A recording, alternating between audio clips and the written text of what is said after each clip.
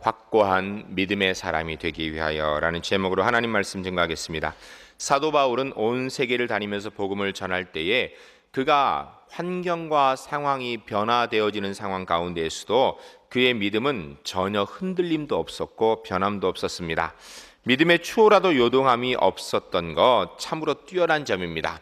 우리가 그냥 교회 안에서 가만히 신앙생활해도 사실 이 믿음이 자꾸 변할 수 있는데 선교 현장에 나아가서 있다라는 얘기는 많이 어려운 얘기입니다. 그래서 우리가 보통 선교사님을 파송하고 나면 일정 시간이 지나고 나면 본구로 소환하여서 이곳에서 일정 기간을 보내면서 육신의 건강도 회복하고 또 심령의 충전도 시키고 그리고 또 믿음도 다시 정립하게 됩니다. 왜냐하면 다른 상황과 문화 환경 가운데 처하다 보면 자기도 모르는 사이에 믿음이 자꾸 변질되게 되어 있는 것입니다. 특별히 사도 바울은 전도하는 현장 가운데 유대인들의 강한 벽에 많이 부딪히게 됩니다. 또 가는 곳마다 유대인들이 박해를 하지만 그에게 있어서 이 복음에 대한 믿음의 신학 체계는 전혀 변하지 않았습니다. 그대로 가지고 있었던 것입니다. 오히려 시간이 갈수록 그 믿음이 더 풍성해지고 더 발전되어지고 아름다운 모습을 가졌지 그의 믿음의 근본이 흔들리거나 바뀌는 것이 없었던 것입니다. 바울의 신앙에 믿음의 철두철미한 견고함, 이거 어떻게 가능한 것인가? 오늘은 본문 말씀을 근거로 하여서 확고한 믿음의 사람이 되려면 어떻게 해야 되는가에 대한 말씀을 듣고자 합니다. 우리 제1교회 2014년도 표어가 하나님 때문에 행복한 교회입니다. 우리가 이 땅에 사업이 잘 되고 원하는 게 잘 되어 행복한 것이 아니라 하나님 때문에 행복하려면 하나님을 향한 믿음이 분명히 확고해야 됩니다. 이 확고한 믿음 가운데 서기 위해서 어떻게 해야 되는가에 대한 말씀을 듣고자 합니다. 말씀을 들으면서 한번 돌아보시기 바랍니다. 내 믿음은 정확하게 뿌리 내리고 정말 십자가의 복음의 은혜 가운데 든든히 서 있는가? 어떤 상황과 환경, 환난과 핍박이 와도 흔들리지 않는가? 아니면 이럴 때는 이렇게 가고 저럴 땐 저렇게 가고 내가 볼 때도 믿음이 있는지 없는지 그렇게 살고 있었는가? 한번 돌아보시는 가운데 우리 제1교회 성도님들 어떤 상황에서 십자가의 복음에 깊이 뿌리 바른 믿음을 가지기 때문에 시간이 갈수록 이 믿음의 은혜가 이 복음에 근거하여서 더 풍성해지고 아름다워지는 우리 제1교회 성도님들 주 안에서 꼭 될 수 있기를 주님을 간절히 축원합니다. 첫 번째 따라하겠습니다. 계시적 믿음을 가집시다. 바울의 믿음은 사람에게서 배운 것이 아닙니다. 또 사람으로 말미암은 것도 아니고 사람에게서 받은 것도 아닙니다. 하나님께로부터 예수 그리스도께로부터 직접 받은 것이라는 것입니다. 계시적 믿음이라는 거예요. 사람에 의해 된 것이 아니라 하나님이 주신 것이기 때문에 변하지 않는다는 것입니다. 믿음의 문제, 사람의 노력으로 믿음이 자라는 게 아니다라는 것입니다. 내가 믿음이 자라려고 스스로 노력한다고 믿음이 자라는가? 그게 안 된다라는 것입니다. 누군가가 그 사람 믿음을 자라게 해서 도움 주려고 애쓰니까 그로 인한 믿음이 자라는가? 그게 안 된다라는 것입니다. 믿음은요, 계시의 문제입니다. 하나님이 주셔야 생기는 거예요. 하나님이 주셔야, 하나님이 담아 주셔야, 예수 그리스도께서 우리를 만나 주셔야, 성령께서 역사해 주셔야 믿음이 생기는 것이지 사람의 노력 가지고 될 문제가 아니다라는 거예요. 한마디로 쉽게 얘기하면 구원은 인간의 노력으로 되는 문제가 아니라 이게 하나님의 은혜의 문제라는 것입니다. 믿음, 하나님의 은혜의 문제라는 것입니다. 변화되는 사람, 이게 변화되는 것이 사람이 하는 것이 아니라 하나님이 하신다는 문제예요. 그래서 우리는 하나님이 주시는 계시의 은혜의 문제로 믿음을 볼 수 있습니다. 근데 우리가 계시하면 무슨 생각을 하냐면 어느 날 갑자기 하늘에서 음성이 들리는 얘기, 아니 갑자기 무슨 특별한 어떤 경험을, 이게 계시라고 생각해요. 물론 그것도 계시입니다. 그런데 여러분, 이런 계시, 특별한 상황으로 믿음이 생긴 사람이 과연 얼마나 있겠습니까? 오늘 본문의 사도 바울은 그렇게 처음 믿음이 생겼어요.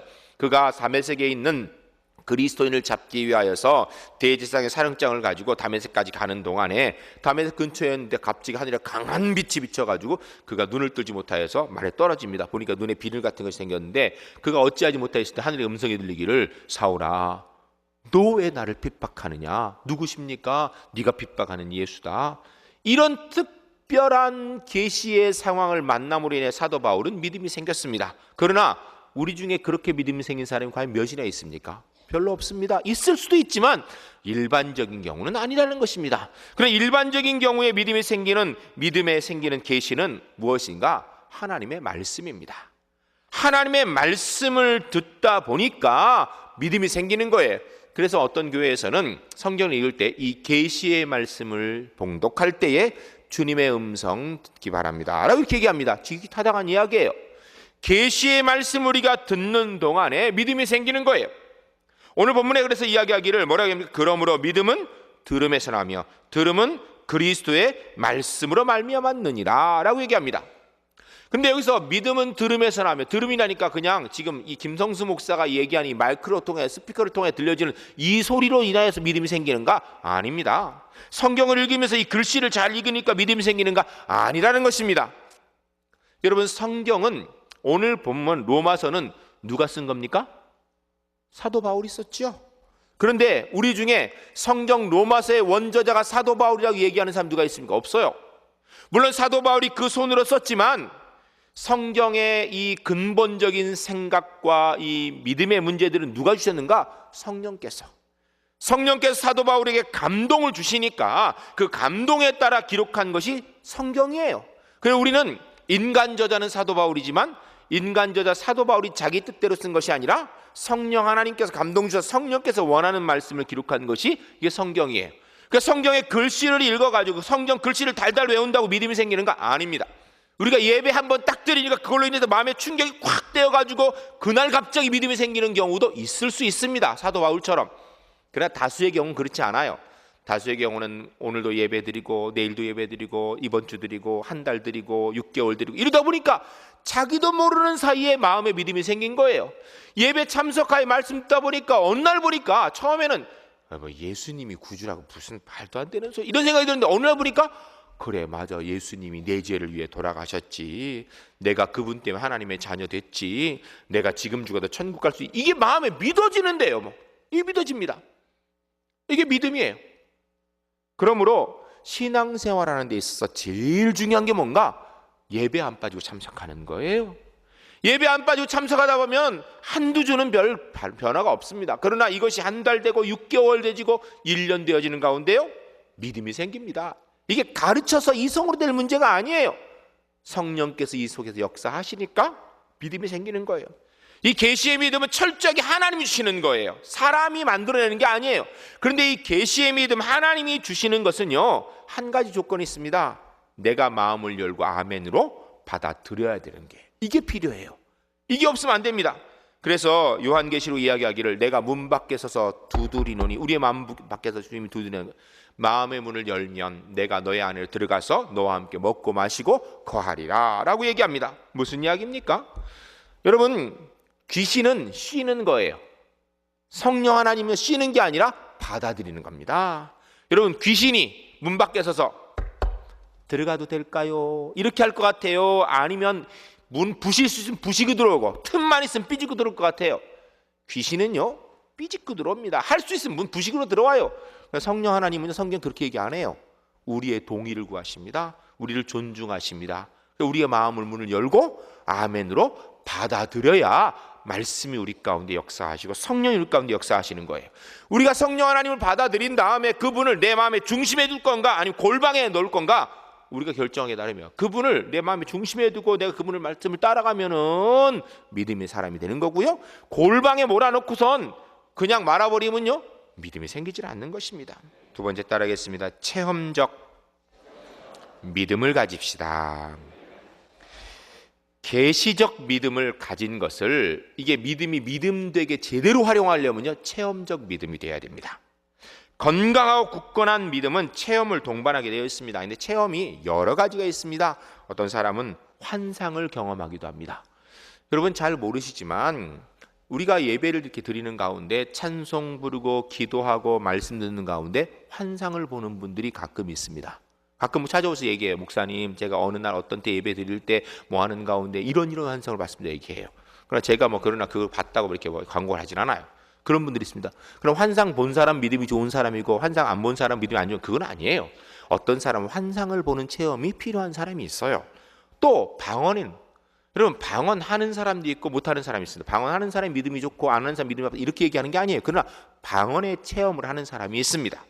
병고침 무조건 받아야 되는 게 다 받는 게 아니에요. 하나님께서 병 고침의 은혜를 주는 사람이 있어요. 이게 체험이 있는 것입니다. 이렇게 신앙생활은 다양하게 삶을 통하여서 체험이 있어야 되는 것입니다. 특별히 그리스도인은 생활 속에 다양한 체험이 있어야 됩니다. 내가 몸으로 직접 부딪힌 깊은 체험이 있어야 흔들리지 않는 거예요. 그냥 알고 있는 것 가지고는 다른 상황을 보면 이 사람이 이렇게 얘기하면 그게 그런가? 이 사람이 이렇게 하면 이게 이런가? 왔다 갔다 해요. 그러나 내가 확실한 경험이 있으면 이렇게 얘기할 때도 이 체험에 근거하여서 이건 이런 거야 라고 해석할 수 있는 거예요. 이렇게 분명한 체험이 있으면 이런 상황이 있을 때 이건 또 이렇구나 라고 그렇게 얘기할 수 있는 것입니다. 이런 점에 있어서 성령의 은사는 우리에게 굉장히 유익합니다. 성령의 은사는 종류가 굉장히 다양합니다. 그런데 이런 모든 은사를 통해서 우리가 한 가지 분명한 것은 내가 만난 하나님이 있어야 되는 것이에요. 내가 만난 하나님이 있어야 되는 것입니다. 이게 없으면 흔들리기 시작하는 겁니다. 그러나 누가 뭐라 해도 하나님은 나의 좋으신 하나님이라는 경험이 있어야 되는 거예요. 누가 뭐라 해도 나는 하나님의 자녀라는 확신이 있어야 됩니다. 누가 뭐라 해도 예수 그리스도께 나를 위해 십자가를 지셨다는 분명한 체험이 있어야 돼요. 누가 뭐라 해도 예수님 때문에 난 지금 하나님의 자녀이고 내가 지금 죽어 난 천국 갈 수 있다는 분명한 확신이 체험을 통해 있어야 되는 것입니다. 누가 뭐라 해도 지금 이 순간 하나님이 나와 함께 하신다는 분명한 체험이 있어야 됩니다. 그런데 이 체험은요, 남의 것 보고 되지는 않습니다. 지금 우리가 이렇게 예배 드리는데 성령께서 지금 강하게 역사하셔서 사람들이 보면서 와, 저기 성령이 역사하시네 이랬다고 쳐도 여러분 그 사람 자기가 직접 경험한 성령의 역사가 아니라면 다른 사람이 하는 거 보고 며칠이나 그 믿음이 가겠습니까? 그 믿음이 생기지도 않고요, 믿음이 믿음대로 되지도 않는 것입니다. 내가 경험해야 돼요. 체험 없는 신앙은 흔들립니다. 그러나 분명한 체험을 가지고 환난과 핍박 가운데서 우리가 분명히 견딜 수 있는 것입니다. 체험, 이건 머리로 하는 게 아닙니다. 삶을 통하여 경험하는 것입니다. 그런데 이 계시의 믿음의 말씀처럼 이 체험도요, 사실은요, 성령께서 직접 주관하시는 거예요. 여러분, 성령의 역사, 이 믿음의 역사를 내가 하겠다고 뛰어다닌다고 경험이 되나요? 아니에요. 이게 성령께서 주셔야 되는 문제예요. 그런데요, 놀라운 것은 이 체험은요, 아무에게나 있는 것이 아니라 들은 계시의 말씀대로 살아보고자 애쓰고 노력하는 그 믿음의 행위 위에 주시는 은혜입니다. 한마디로 얘기하면 설교를 들었으면, 말씀을 읽었으면, 기도를 했으면 그대로 살려고 삶 가운데 몸부림쳐야, 그래야 체험의 믿음이 생기는 거예요. 그런데 말씀은 듣고 기도는 했고 성경 읽었는데 가슴에 다 간직하고 삶 가운데 그대로 안 살면 그 믿음은 죽은 믿음이 되는 거예요. 근데 왜 우리가 들은 말씀대로 못 사는가? 이유는 간단합니다. 하나님의 말씀의 법과 우리가 삶을 살아가는 현장의 삶의 법칙이 같을까요? 다를까요? 이게 같다면요, 고민할 거 없습니다. 성경 읽을 필요도 없어, 그냥 살면 돼요. 근데 문제는 달라요. 하나님의 말씀은 분명히 좁은 길로 가라는데 세상에서는 넓은 길을 택해야 된다 그래요. 하나님의 말씀은요, 이 세상에서 생명을 내어 놓아야 된다 그러는데 세상은요, 생명을 구하려고 쫓아다녀야 되는 거예요. 완전히 달라요. 나를 죽이라 그러는데 여기서는 나를 살려고 해야 되고, 어느 말이 오를까? 여러분, 세상의 법칙이 훨씬 더 옳아 보입니다. 그래서 우리가 사실은요, 말씀은 말씀대로 따로 듣고 생활은 생활대로 따로 하는 거예요. 그러니까 체험의 믿음이 없어요, 우리에게. 하나님 말씀을 들었으면 그 말씀대로 살아보려고 몸부림치고 그곳에서 때로는 주저앉고 때로는 다시 일어서면서 정말 몸부림친 결과가 있어야 믿음의 체험이 생기고 확신이 생기는 겁니다. 근데 이게 어렵습니다. 왜요? 말씀대로 사는 것과 세상 사는 게 이게 괴리감이 있거든요. 그래서 말씀대로 살려면 기도 많이 해야 됩니다. 순간순간 기도하면 하나님, 내가 말씀대로 살겠습니다. 내가 말씀 지키다가 차라리 죽겠습니다. 이런 마음으로 기도하고 나가야 이게 믿음의 체험이 생기는 것입니다. 내가 말씀 붙들고 씨름한 결과가 하나님의 은혜의 체험적 믿음이 생기는 방법인 것입니다. 그래서 말씀은 머리로 공부하는 것이 아니라 말씀은 몸으로 경험하여 믿는 것입니다. 세 번째 따라하겠습니다. 십자가 중심의 믿음을 가집시다. 우리가 계시적 믿음의 말씀을 아멘으로 받아들이고 그 말씀대로 살려고 몸부림치며 기도하며 삶을 살아가면 이 계시적 믿음이 체험의 믿음으로 서게 됩니다. 그러면 그 다음에 해야 되는 게 뭐냐면 신학화를 해야 됩니다. 신학화. 들은 복음의 말씀으로 믿음이 생겨지고 그 말씀을 통하여 삶의 체험이 이루어지게 되면 그 다음에 신학화를 해야 됩니다. 그래야 환난과 핍박, 비바람이 쳐도 흔들리지 않는 믿음이 되는 것입니다. 그럼 우리는 신학 이러면은 대번에 아이고 그거는 저기 신학교에서 얘기하는 거 아닌가? 그럼 목사님들이 얘기하는 거지 무슨 우리 같은 교인들이 신학 그건 골치 아프다 이 생각하는데, 여러분 이 신학화의 문제는요 신학교 교수님도 해야 되지만 우리 모두 다 해야 되는 거예요. 이 모두 다 해야 되는 문제입니다. 뭘 신학하는가? 뭐 조직 신학이 어떻고 삼위일체가 어떻고 신론이 이런 거는 필요 없어요. 딱 한 가지 신학화를 해야 됩니다. 뭐냐면 그리스도의 십자가의 능력이 무엇인지 이거 우리가 알아야 돼요. 예수 그리스도의 십자가가 내게 어떤 것인지 이거 분명히 알아야 됩니다. 예수 그리스도의 십자가의 은혜로 내가 삶 가운데 믿음의 용기를 내었고, 예수 그리스도의 십자가의 은혜로 내가 병고침을 받았고, 예수 그리스도의 십자가의 은혜로 내가 귀신을 쫓아내었고, 예수 그리스도의 십자가의 은혜를 가지고 내가 변화되어지는 것을 경험한 것을 우리가 분명히 체계화해 얘기할 수 있어야 됩니다. 사도 바울은 복음 때문에 은혜도 얻었지만 고난도 많이 당했습니다. 그러나 그 고난을 그가 어떻게 이해하고 해석했는지를 이걸 알아야 합니다. 사도 바울은요 모든 것을 십자가 중심으로 해석할 수 있는 사람이었어요. 이건 신학자뿐 아니라 모든 그리스도인이 가져야 되는 신학의 체계입니다. 구체적인 예로 사도행전 16장에 보면 사도 바울이 빌립보 지역에 신라와 함께 복음을 전하였습니다. 복음을 전하는데 이게 다른 사람들은 가만히 있는데 귀신 들린 여자가 이 귀신의 역사에 사탄이 계속해서 앞서서 이야기하기를 이 사람들은 하나님의 위대한 사람들입니다 얘기하니까 아무리 그래도 전도하는데 이 귀신의 소개를 받고 전도할 수는 없잖아요. 그래 결국은 그 귀신을 쫓아내었습니다. 이 여인은 완전해졌습니다. 그러면 오히려 감사해야 될 텐데 문제는 이 여인을 조종해서 돈 버는 사람이 자기 수입이 끊어진 줄 알고 가서 고발을 했습니다. 뭐라고 고발했냐면 귀신 쫓아냈으면 이러면 안 될 거 아니에요. 그러니까 뭐라고 했냐면은 가서 얘기하기를 어떤 사람이 와서 이상한 걸 전하는데 이 성을 혼란케 하는 것을 전합니다. 그러니까 항상 여러분 정치인들은요 혼란이 되면 안 좋아합니다. 이 정치인들이 이유도 물어보지 아니하고 그 얘기를 듣고 바울과 실라를 외지인이니까 잡아다가 흠칫 때리고 옥에다 가둬버렸습니다. 옥에다 가둬버리니까 여러분 바울과 실라가 어때요? 아니 나조차가 지금 복음 전하는 거예요? 그 사람들 구원받으라고 복음 전하는 거예요? 그 사람들 위해서 아니 자기 좋다고 지금 귀신 쫓아냈으면 오히려 감사하게 생각해야지. 한 사람이 깨끗해졌으니 감사했는데 그것 때문에 자꾸 후심 때리니까 얼마나 억울해 죽겠는데 밤증증 되었을 때 그들이 찬송하였다라고 합니다. 어떻게 그리 됐을까요? 처음엔 억울했을 거예요. 근데 시간이 지나면서 가만히 생각해 보니까 예수님께서 십자가에 달린 일이 억울한 일이에요. 예수님이 십자가에 달릴 만큼 죄를 지은 적이 없어요. 예수님이 십자가에 달려서 고난받고 죽고 모욕과 수욕을 당할 이유가 없는 분이에요. 그런데 그분이 나를 위해 그렇게 당하심으로 내가 구원의 은혜를 얻었어요. 가만히 보니까 내가 복음 전하다 주의 뜻을 하다가 이렇게 고난당했으니 나도 모르는 사이에 내가 십자가에 동참한 게 되었구나. 십자가의 은혜로 그 삶을 해석하니까 찬송이 나오더라는 것입니다. 사랑하는 성도 여러분, 우리가 이 땅의 삶을 살아가면서 힘들고 어려운 일도 우리가 믿음직게 당한 일이라면 십자가의 은혜에 동참한 줄 알고 찬송할 수 있어야 되는 거예요. 기쁘고 즐거운 일도 십자가의 은혜로 되어진 줄 알고 감사할 수 있어야 되는 겁니다. 어느 날 빌로멜리움이라는 곳에 있는 교회에, 이 빌로멜리움 교회에 편지가 하나 왔는데 서문학 교회에서 편지가 왔습니다. 서문학 교회의 감독이었던 폴리갑 감독님의 순교 장면을 그대로 기록한 것입니다. 이 폴리갑 감독이 순교할 때 그 자리에 있었던 사람 중에 한 사람이 그 순교 장면을 쓴 것을 이 빌로멜리움 교회에 보낸 것입니다. 폴리갑은 2세기의 기독교 역사에 가장 빛나는 순교자입니다.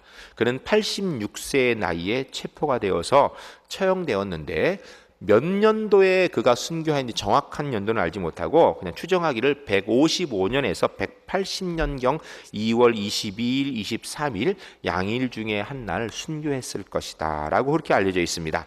무장한 병사들이 폴리갑을 압송하여서 경기장에 들어갔습니다. 이때 관중 속에서 숨어서 폴리갑의 순교 장면을 지켜본 기독교인들에게만 하늘에서 음성이 들렸습니다. 뭐라고 들으면 폴리갑아 강건하라, 그리고 그리스도인답게 행동하라 라는 그런 음성이 들렸습니다.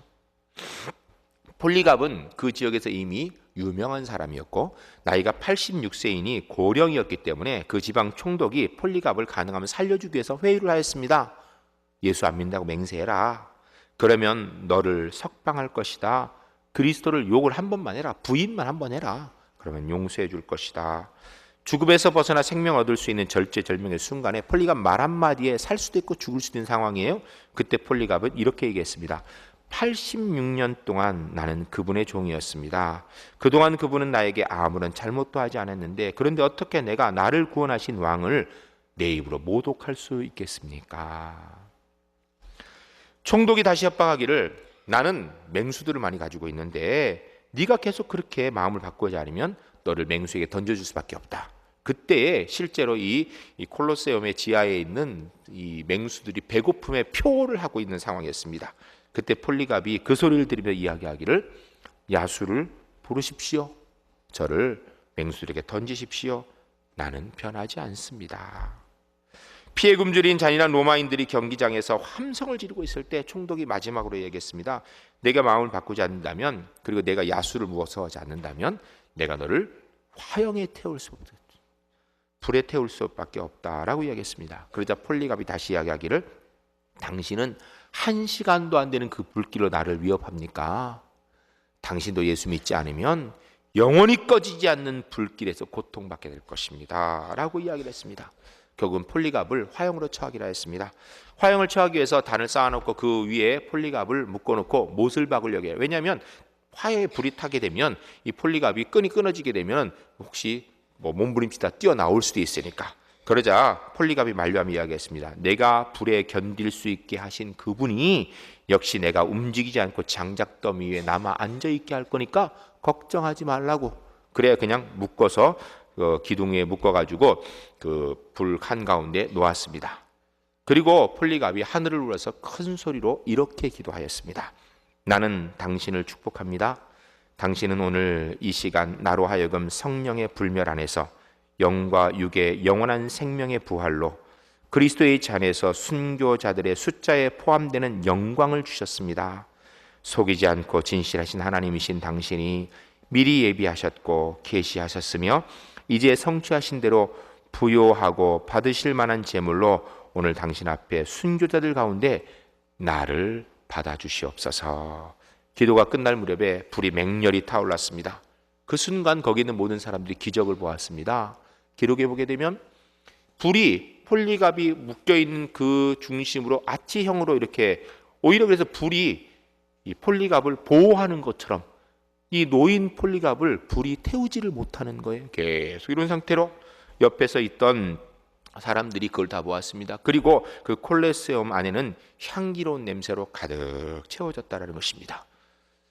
사형 집행관이 이렇게 해서는 도저히 폴리갑이 죽지 않는 걸 알고 칼을 빼어서 폴리갑을 쳤습니다.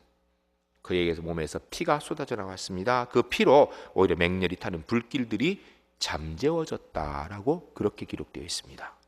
사랑하는 성도 여러분, 여러분은 십자가의 은혜를 언제 붙드십니까? 기쁘고 좋을 때, 내가 원하는 거 이루어질 때 십자가의 은혜가 있다고 얘기하고 힘들고 어려울 때는 뭐 다른 게 없나고 찾지 않으십니까? 아니면 폴리갑처럼 기쁘고 즐거울 때뿐이 아니라 정말 죽음의 순간에도 십자가의 은혜를 붙들고 그 은혜로 끝까지 승리하는 사람입니까? 요한계시록 2장 10절에 보면 이렇게 되어 있습니다. 내가 죽도록 충성하라. 그리하면 내가 생명의 면류관을 내게 주리라. 이 말씀대로 폴리갑은 생명의 면류관을 얻은 사람이었습니다. 간절히 바라건대 우리 제1교회 성도님들 십자가의 은혜로 삶을 해석하시고 끝까지 십자가의 은혜에 붙들므로 정말 생명의 면류관을 주 앞에서 누리기 때문에 올 한 해 하나님께서 부르시는 그날까지 정말 하나님 때문에 가장 행복한 믿음의 사람들이 주 안에서 꼭 될 수 있기를 주님 이름으로 간절히 축원합니다.